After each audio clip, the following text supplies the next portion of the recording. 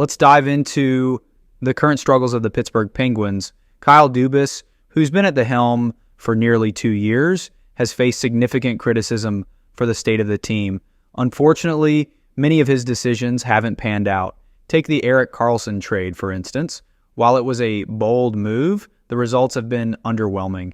Dubas parted with a first-round pick to bring Karlsson to Pittsburgh, but the Penguins missed the playoffs for the second consecutive season. The Tristan Jarry signing also stands out as a misstep. Jarry is now the highest-paid player in the American Hockey League. Additionally, the Ryan Graves contract doesn't seem promising, adding more weight to the team's struggles. The Penguins' decline can arguably be traced back to their Game 7 loss to the New York Rangers in 2022. Despite coming close to winning that series with spicy pork Louis Domingue in goal, management decided to stick with their aging core. Under the leadership of Brian Burke and Ron Hextall, Fenway Sports Group prioritized continuity, re-signing key veterans like Brian Rust, Rickard Rakell, Evgeny Malkin, and Chris Letang. Rather than leveraging their cap space for a rebuild, they committed to the same roster, a choice that has since come back to haunt them.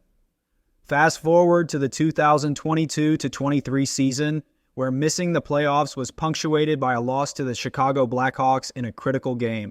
That failure led to FSG firing Hextall and Burke and bringing in Dubas, granting him full autonomy with a 7-year contract. However, Dubas' tenure has been rocky. Dubas' decision to trade Jake Gensel to Carolina at the deadline is one example. Pittsburgh didn't even secure a first-round pick in return, a typical price for a rental.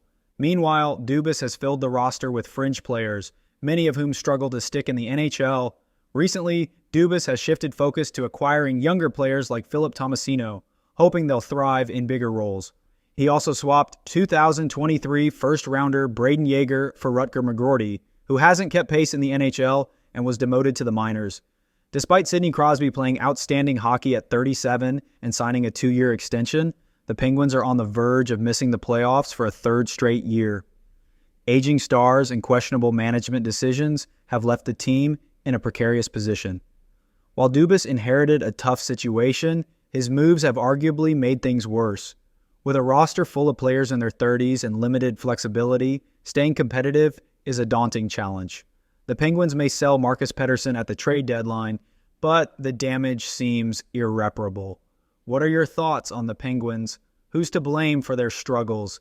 Share your thoughts below, and if you enjoyed this discussion, don't forget to like and subscribe.